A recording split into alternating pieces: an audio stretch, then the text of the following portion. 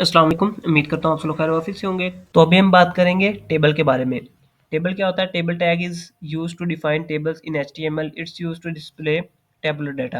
अब इसके अंदर हम HTML टेबल देखेंगे, टेबल कैसे बनाते हैं, फिर हेडिंग्स देखेंगे टेबल की कि टेबल में हेडिंग्स कैसे लगानी है, उसके बाद टेबल का बॉर्डर कैसे लगाना है, टेबल साइज, पैडिंग और स्पेसिंग। पैडिंग स्पेसिंग होता है मीन उसके अंदर जो लिखा जाएगा उससे और बॉर्डर से थोड़ा फासला, तो वो पैडिंग स्पेसिंग भी हम देखेंगे। कॉल्स पेन, रोज पेन, अगर हम जो टेबल है टेबल टेबल के दो सेल्स को इकट्ठा करना चाहते हो तो वो रोज पेन कॉल्स पेन में आ जाता है। उसके बाद टेबल स्टाइलिंग जो कि CSS में आ जाता है, तो CSS भी इसमें थोड़ी सी आ जाएगी। उसके बाद टेबल कॉल ग्रुप, मतलब आप किसी टेबल में दो सेल्स हैं उनको इकट्ठों को कोई और कलर देना चाह रहे हैं या फिर कुछ स्टाइल देना चाह रहे हैं, तो ये चीज़ें हम इसमें देखेंगे। तो आइए स्टार्ट करते हैं टेबल से। The table tag is use to define tables in HTML। It is use to format display tabular data. इसमें 3 टैग्स यूज़ होते हैं, आपको शो हो रहे होंगे TR, TD, TH। सबसे पहले तो आपने एक टेबल टैग ले लेना है, टेबल टैग ओपन कर लेना है, टेबल टैग क्लोज कर लेना है। उसके बाद ये 3 टैग्स हैं जो हम यूज़ करेंगे इसमें। TR है टेबल रो के लिए, मतलब आप एक रो बनाएंगे तो उसके लिए TR टैग का यूज़ करेंगे। TR से ओपन कर लिया और TR से क्लोज कर दिया, use to display table row. उसके बाद इस रो के अंदर कितने डाटा लेने हैं आपने, वो आपकी मर्जी है, जितने सेल लेना चाह रहे हैं उतनी दफ़ा TD का यूज़ करेंगे, टेबल डाटा का यूज़ करेंगे। TD use to display table data, और उतनी दफ़ा उतने सेल्स आप क्रिएट कर सकते हैं। देन TH टैग जो कि टेबल डाटा के लिए, टेबल डाटा हेडिंग के लिए होता है, फॉर डिस्प्लेइंग टेबल हेडर्स। आगे we can define as many table rows as we want, मतलब हम जितने मर्जी रोज इसमें बना सकते हैं, वो हम इंशाल्लाह नोट पैड प्लस प्लस पे देखेंगे जाके। To add a caption to the table we use caption tag. Caption tag हम यूज़ करते हैं इसके अंदर कैप्शन डालने के लिए, वो भी हम आगे देखेंगे। तो अभी हम स्टार्ट करते हैं अपने नोटपैड प्लस प्लस पे। अब यहाँ पे देखते हैं सबसे पहले, क्योंकि हमने ऊपर ये किया था, इसको एक दफ़ा कर लेते हैं कमेंट आउट। ये मैंने कमेंट आउट कर दिए। अब देखते हैं अपना टेबल डाटा। टेबल डाटा में मैंने जैसा कि आपको बताया कि सबसे पहले आपने एक टेबल टैग का यूज़ कर लेना है। टेबल टैग को ओपन कर लिया, क्लोज कर लिया। अब एक दफ़ा मैं आपको सेव करके शो करवा दूँ। रिफ्रेश किया, ये स्क्रीन खाली है। अब इसके अंदर हमने क्या करना है, एक रो बनानी है। एक रो से स्टार्ट करेंगे, टेबल के अंदर रो ही बनानी होती है। तो TR से हम रो बनाएंगे, एक रो बनी हमारे पास। अब इस रो के अंदर क्या लिखना चाहता हूँ मैं लिखना चाहता हूँ इस रो के अंदर कोई भी डाटा लिखना है ना, तो डाटा में मैं लिख देता हूँ स्टूडेंट। अगर मैं यहाँ पे स्टूडेंट लिख के सेव करता हूँ तो आपके सामने यहाँ पे स्टूडेंट आ चुका है। अब इसी के साथ अगर आप डाटा को बढ़ाना चाहते हैं, 1 2 3 4 कर दिए मैंने, तो उससे क्या होगा, यहाँ पे 4 दफ़ा स्टूडेंट लिखा आ गया है। अब आपको एक और बात बता दूँ कि ये एक टेबल की फॉर्म में ही आ रहा है। अब जब आप एक और रो बनाएँगे तो आपको टेबल की फॉर्म में सही से नज़र आ जाएगा, लेकिन जो इसमें बॉर्डर्स हैं वो एक अलग चीज़ है, वो आपको एक अलग तरीके से लगाने पड़ेंगे, वो आपको ऐसे शो नहीं होंगे। अब मैंने 4 दफ़ा स्टूडेंट लिख लिया है, तो आगे हम ऐसा करते हैं, एक और रो बनाते हैं। हमने अभी तक एक रो बनाई है ना, ये देखें, ये एक रो बनाई है हमने अभी तक। तो उसके बाद एक और बना लेते हैं रो। एक और रो बनाता हूँ मैं, उसमें हम लिखते हैं TR टेबल रो, और उसके अंदर हम डाटा रखते हैं TD। इसमें रख देते हैं टीचर, कॉपी करके। ऊपर हमने 4 दफ़ा स्टूडेंट लिखा था, नीचे हम 3 दफ़ा टीचर लिखते हैं, तो इसको हम सेव करके रिफ्रेश करते हैं। देखिए आप, 3 दफ़ा टीचर लिखा गया और चौथा खाली है, क्योंकि वहाँ पे हमने कोई डाटा नहीं रखा। तो हम जितनी दफ़ा भी लिखेंगे आगे वाला खाली रहेगा, तो टेबल में भी डाटा कुछ इसी तरह से इनपुट होता है। उसके बाद रोज़ हम जितनी मर्ज़ी बना सकते हैं, जैसा कि हमने पढ़ा कि एज़ वी वांट, तो हम जितनी चाहें उतनी बना सकते हैं। तो ये 2 मैंने रोज़ और क्रिएट कर लिए हैं। इसका आप देखेंगे तो आपको नज़र आ जाएगा कि हमने यहाँ पे और बना लिए हैं। अब हम बात करते हैं हेडिंग की, कि लेट्स सपोज मैं आप पे डेटा भी थोड़ा चेंज करता हूँ, स्टूडेंट लिख के उसका रिजल्ट कार्ड बनाते हैं हम। तो यहाँ पे हम नेम लिखते हैं। नेम किसका लिखेंगे, पहले में आएगा नेम लिख देते हैं, ये नेम लिख दिया। और दूसरी जो रो है, दूसरी रो नहीं, इसी के आगे लिखते हैं मैथ, आगे लिखते हैं फिजिक्स एंड केमिस्ट्री। उसके बाद हमारी और बुक कौन सी है जी, इंग्लिश उर्दू, सॉरी ये मिस हो गया। English and Urdu. तो ये हमने बुक्स के नेम ले लिए हैं, सेव किया मैंने इसको, और यहाँ पे रिफ्रेश करूँगा तो ज़ाहिर सी बात है इन बुक्स के नेम यहाँ पे आ जाएंगे। अब हम नीचे नेम के नीचे स्टूडेंट्स के नेम लिखेंगे और मैथ फिजिक्स यहाँ पे सारे उनके मार्क्स लिखेंगे। तो ऐसे ही करते हैं, यहाँ पे स्टूडेंट का नेम लिख लेता हूँ, मैं यहाँ पे लिखता हूँ बिलाल, और इस वाली रो के स्टार्ट में इमाद, यहाँ पे हम आहद लिख लेते हैं। इसी तरह एक और रो बना लेते हैं और उसमें हम लिख लेते हैं कोई भी MS रहमान लिख लेता हूँ, या मैंने कुछ नेम ले लिए हैं स्टूडेंट्स के नेम आ चुके हैं। अब हमें आगे मार्किंग करनी है कि इसके कितने मार्क्स हैं, इसके कितने और इसके कितने हैं। तो ये 40 हो गया, आई थिंक 5-5 है ना सब्जेक्ट, तो उतने उतने ही हम नीचे मार्क्स ले लेते हैं। तो यहाँ पे हम मार्क्स थोड़े से चेंज कर लेते हैं, 33, 87, 80 हो गया, 43 कर लेते हैं, यहाँ पे 98 कर लेते हैं, और ये हो गया 13, ये हो गया 88, ये हो गया 63, ये हो गया 91।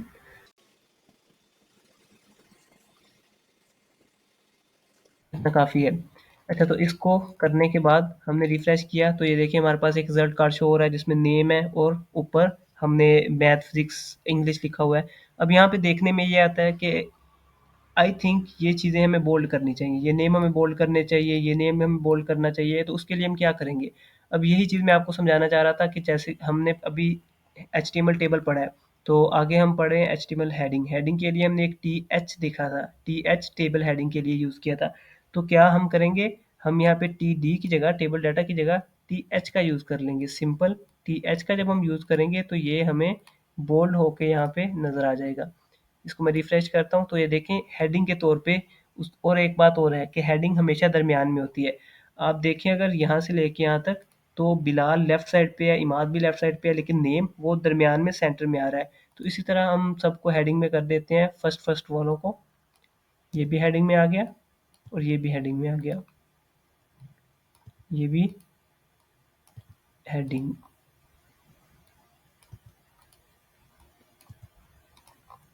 हमारे पास तमाम नाम इस वक्त हेडिंग में आ चुके हैं। तो मैं इसको सेव करता हूँ। तो ये हमारी टेबल हेडिंग थी। किसी भी चीज़ को हेडिंग देने के लिए लेफ्ट साइड पे हमने हेडिंग दी है, अगर फर्स्ट में देना चाहें तो जाहिर सी बात है वहाँ भी दे सकते हैं।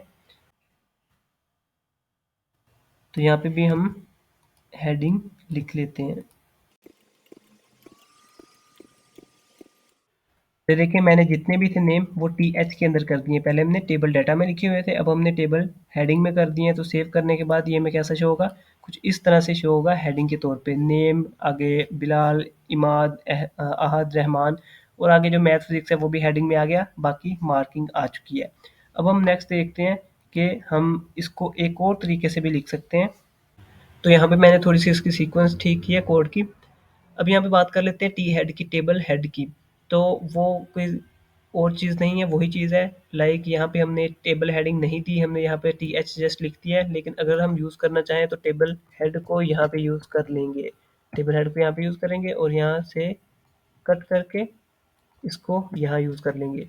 और ये शायद मैंने पेज लेआउट में बात की थी कि हमें चीज़ें टैग्स के अंदर यूज़ करनी है, जो टैग्स जिस काम के लिए हैं उन्हें वहाँ पे यूज़ करना है। तो इसलिए जहाँ पे आप हेडिंग देंगे वहाँ पे ज़रूरी है कि आप टी हेड भी यूज़ कर लें। इससे फ़र्क नहीं पड़ेगा, मतलब आपका जो आउटपुट है वो सेम ही होगी। आपकी आउटपुट अगर हम देखें तो वो सेम ही हो रहेगी, उसमें कोई फ़र्क नहीं पड़ेगा। लेकिन मैं जैसा मैंने बताया था कि कंप्यूटर को या सर्वर को बताने के लिए कि ये हेडिंग है, उसके लिए हम टी हेड का यूज़ करेंगे। और नीचे वाली बॉडी जो है वो टी बॉडी आ जाएगी, उसके लिए हम टी बॉडी टैग का यूज़ करेंगे। मतलब टेबल के अंदर एक टी हेड पार्ट होगा और एक टी बॉडी पार्ट होगा। उसके बाद हम नेक्स्ट चलते हैं अपने टेबल हेडिंग हो गई, टेबल बॉर्डर की तरफ के इस टेबल को बॉर्डर कैसे देना है। तो ये जो बॉर्डर वाला काम है ये CSS में आ जाता है। लेकिन हम लोग शायद मैंने आपको पहले बताया कि CSS 3 तरह की होती है। एक होती है इनलाइन CSS और दूसरी होती है इंटरनल CSS और थर्ड है एक्सटर्नल CSS। अब इसको थोड़ा देख लेते हैं, इनमें क्या डिफरेंस है। वो है इनलाइन सीएसएस। इनलाइन सीएसएस का मतलब है कि ये मैंने टैग यूज़ किया है, ये आहद एक नाम है, इसके ऊपर मैं किसी भी तरह की सीएसएस यूज़ करना चाहता हूँ, कोई कलर, कोई बैकग्राउंड कलर, कोई बोल्ड करना है किसी भी तरह की, तो उसके लिए मैं इस टैग के अंदर ही इसका एट्रीब्यूट यूज़ करूँगा स्टाइल का, और इज इक्वल टू कुछ भी करना है तो मैं यहीं पे कर दूंगा। मतलब एक टैग के अंदर ही कुछ सी एस एस इम्प्लीमेंट कर देना, उसको हम इनलाइन सी एस एस कहते हैं। नाम से भी पता लग रहा है कि लाइन के अंदर ही इनलाइन सी एस एस।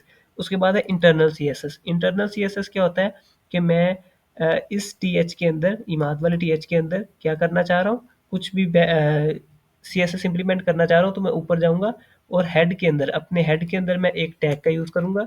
कौन सा टैग? स्टाइल टैग का यूज़ करूँगा। स्टाइल टैग के अंदर मैं यहाँ पे रेफरेंस दूंगा कि मैंने जिसमें भी यूज़ करनी है, शायद बी टैग था या जो भी टैग था, उसके अंदर मैं अपनी सी एस एस यहाँ पे इम्प्लीमेंट करूँगा, और इसको हम कहते हैं इंटरनल। मतलब हेड टैग के अंदर आप स्टाइल टैग का यूज़ करके उसमें जो भी सी एस एस इम्प्लीमेंट करेंगे तो उसको इंटरनल सी एस एस कहेंगे। उसके बाद बात आ जाती है एक्सटर्नल की। ये अब हम जब इसके ऊपर क्या कहते हैं, इसको बॉर्डर लगाएंगे तो हम इंटरनल का ही यूज़ करेंगे, बल्कि इंटरनल और इनलाइन दोनों देखेंगे। लेकिन मैं बताता चलूँ कि एक्सटर्नल क्या होता है। एक्सटर्नल सीएसएस में हम यूँ करते हैं कि जैसे हम ये एक फ़ाइल बना रहे हैं एचटीएमएल की, इसी तरह एक हम न्यू फ़ाइल बनाएंगे। न्यू फ़ाइल में टोटली हम सीएसएस ही लिखेंगे, रेफरेंस दे रहे होंगे कि ये बी में ये वाला काम कर दो, डी में ये वाला काम कर दो, या फिर क्लासेस इनकी होती हैं, आईडीज़ दी जाती हैं। ज़्यादा जब लाइक पैराग्राफ टैग है अगर, तो वो 5-6 पैराग्राफ टैग यूज़ हो गए हैं तो उनकी क्लासेस हो जाती हैं अलग-अलग, हम नाम दे देते हैं उनको। तो वहाँ पे हम लिखेंगे यहाँ पे कि उस टैग में ये कर दो, उस टैग में ये कर दो। अब ये एक फ़ाइल बन चुकी है, इस फ़ाइल का लिंक या नेम जब हम हेडिंग में अटैच करेंगे तो ये भी सीएसएस अटैच होगी, तो ये एक्सटर्नल है।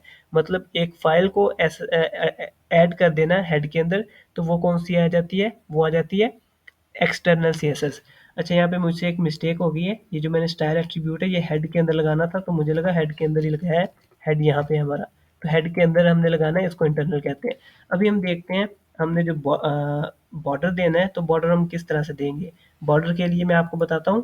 तो ये मैंने यहाँ पे स्टाइल लिख दिया था, उसको रेज कर देता हूँ। तो अभी हम स्टाइल में अपना इस टेबल के ऊपर देते हैं बॉर्डर। अब देखें ज़रा, हमने बॉर्डर कहाँ पे देना है। ये टेबल है, टेबल नाम है ना, तो इसी टेबल को हमने नेम को ले लेना है यहाँ पे, और TABLE टेबल लिखा, और दरमियानी ब्रैकेट्स हमने यहाँ पे लगानी है। ये क्या हो रहा है, इसके अंदर अब हम लिखेंगे कि यहाँ पे एक बॉर्डर लगा दो। अब बॉर्डर लगाने के लिए हमने करना क्या है, एक सिंपल बॉर्डर नाम का एट्रीब्यूट है जिसको हम यूज़ करेंगे, कॉलन आगे लगाएंगे, और कितने पिक्सल का देना है वो हम यहाँ पे px लिख देंगे, और आगे सेमी कॉलन आ जाएगा। तो यहाँ पे हम 1 पिक्सल लिखने के बाद कलर दे देंगे, जो भी देना है। सॉलिड ब्लैक दे देता हूँ मैं यहाँ पे, ब्लैक। तो इससे क्या होगा, टेबल पे ब्लैक बॉर्डर आ जाएगा। और मैंने इसको रिफ्रेश किया तो यहाँ पे आपको बॉर्डर नज़र आ रहा होगा।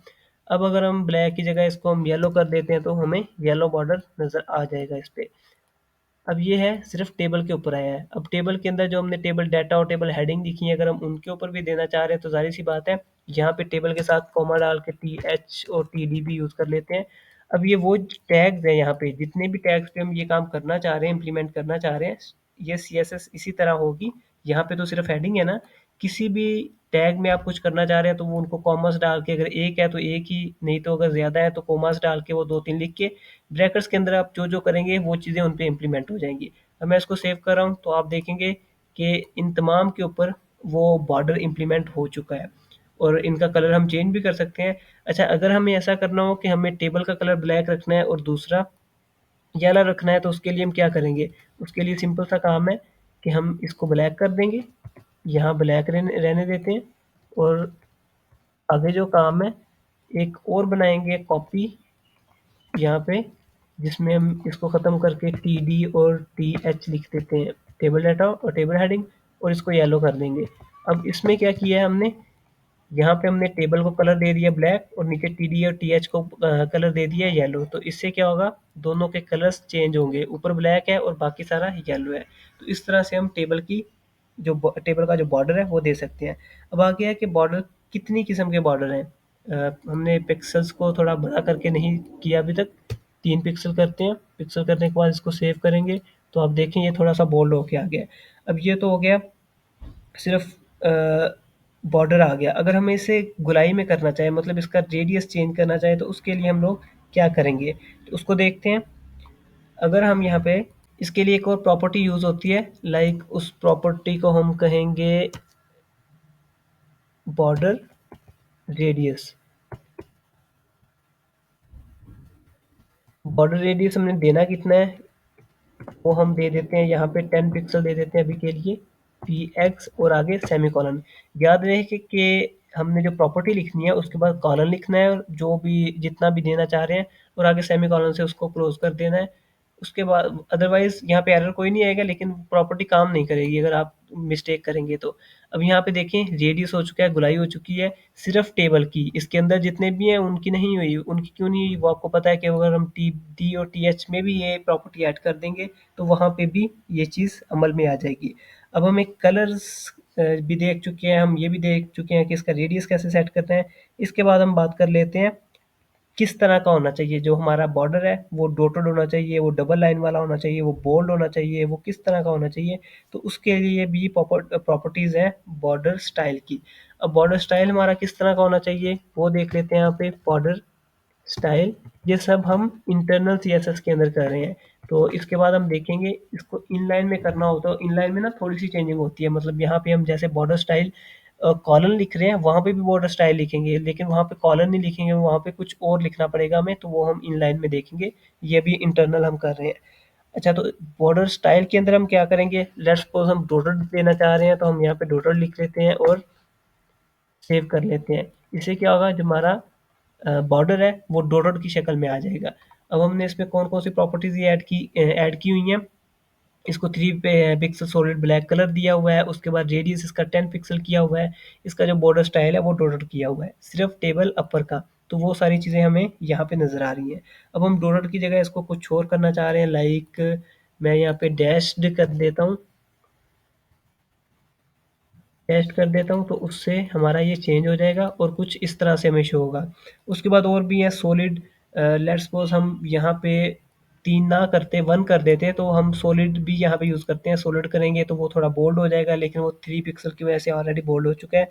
और अगर डबल करना चाहते हैं तो हम डबल बॉर्डर का यूज़ कर लेंगे यहाँ पे, और नीचे भी कुछ यहाँ पे ऐड कर लेते हैं। यहाँ पे भी हम कोई ना कोई स्टाइल ऐड कर लेते हैं। यहाँ पे एक स्टाइल ऐड करता हूँ, इनसेट या आउटसेट कर लेते हैं। इससे ये होता है कि आधा बॉर्डर आपका जो है वो ख़त्म हो जाता है और आधा रह जाता है। इसको मैं आपको दिखाता हूँ कि किस तरह का कुछ होगा। ये ऊपर हो गया डबल लाइन वाला, और आप नीचे अगर देखें ना, तो एक लाइन ऊपर जा रही है और राइट वाली, ये देखिए ये है बॉर्डर और नीचे वाला बॉर्डर नहीं है। ये यहाँ पे शायद आपको ना समझ आए, यहाँ पे करके देखते हैं। आउटसेट किया है मैंने। अब ज़रा इस पे नोट करें, आपका जो ऊपर वाला हिस्सा है ये लेफ्ट वाला, और ऊपर वाला ये थोड़ा सा हल्का है, और जो नीचे वाला है वो ज़्यादा गहरा है। तो ये चीज़ आउटसेट और इनसेट इसके लिए यूज़ होते हैं। मैं आपको यहाँ पे लिख देता हूँ।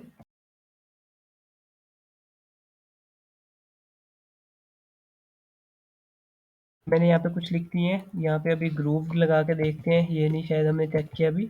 तो ये सारे आप लोग खुद भी चेक कर सकते हैं, अपने से चेक कीजिएगा और देखिएगा इनमें क्या क्या डिफरेंस आता है। इसको हमने शायद डबल किया था, तो डबल ज़्यादा बेहतर लग रहा था मुझे। इसको वही रख लेते हैं। सेव किया मैंने, रिफ्रेश किया इसको जब, तो देखें ये अंदर आपको कुछ ना कुछ इसमें डिफरेंस नज़र आ रहा होगा जो हमने अभी लगाया है यहाँ पे शायद हमें। तो ये था हमारा HTML बॉर्डर का। अब देखते हैं कि हमें अगर इन लाइन में हमें यूज़ करना होता तो इन लाइन में हमने किस तरह यूज़ करना था। तो अब ज़रा हम देखते हैं कि हम इनलाइन CSS का यूज़ कैसे करेंगे। यहाँ पे TH और TD को ख़त्म कर देते हैं, ताकि जो हमारा अ, अंदर दो जितने भी थे वो सारे ख़त्म हो जाएं।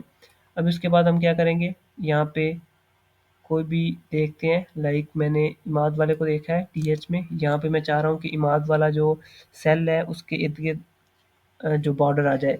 तो वहाँ पे मैं क्या करूँगा, स्टाइल कोई भी CSS इम्प्लीमेंट करनी है अपने इनलाइन में, तो वो स्टाइल एट्रीब्यूट के अंदर आप करेंगे। उसको मैंने डबल कोमास के अंदर उसके अंदर एक एट्रीब्यूट का यूज़ करूँगा, सॉरी प्रॉपर्टी का यूज़ करूँगा, बॉर्डर, जो कि कितना होना चाहिए, 1 पिक्सल होना चाहिए और सॉलिड ब्लैक होना चाहिए, और उसके बाद कॉलन आ गया। तो वही चीज़ है, आप देखें जो मैंने ऊपर लिखा था वही है, लेकिन स्टाइल इज़ इक्वल टू लिखती है।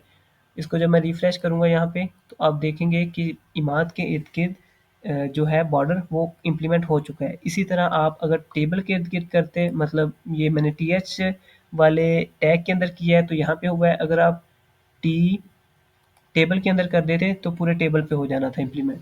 तो ये ऐसे आप इनलाइन कर सकते हैं। तो इनलाइन का तरीका कुछ ये है, और इंटरनल का मैं आपको बहुत अच्छे तरीके से समझा चुका हूँ। और जो एक्सटर्नल है वो इंशाल्लाह हम नेक्स्ट करेंगे जब कभी ज़रूरत पड़ी, क्योंकि वो एक पूरी फाइल अटैच करना पड़ेगी। अब हम जल्दी से इसके साइज़ को देख लेते हैं। साइज़ सिंपल सी बात है कि देखिए मैथ कितनी सी जगह पे है। एक दफ़ा ना मैं इसको एक काम कर देते हैं, यहाँ पे वो टी डी दोबारा लिख देते हैं ताकि थोड़ी सी समझ आ रही आए हमें, टी एच टी डी। इससे क्या हुआ, अगेन वो बॉर्डर इम्प्लीमेंट हो गया जो हमने यहाँ पे रिमूव कर दिया था। अच्छा, आपको याद रहे, जब हम दो जगह पे सेम चीज़ इम्प्लीमेंट करेंगे ना, लाइक हमने इंटरनल सीएसएस में इसके ऊपर येलो कलर किया हुआ है और इनलाइन सीएसएस में हमने ब्लैक कलर का ये बॉर्डर लगाया है, तो हमेशा इनलाइन काम करेगी। इनलाइन पहले काम करेगी, अगर इनलाइन नहीं है देन जो भी होगी इंटरनल वो काम करेगी।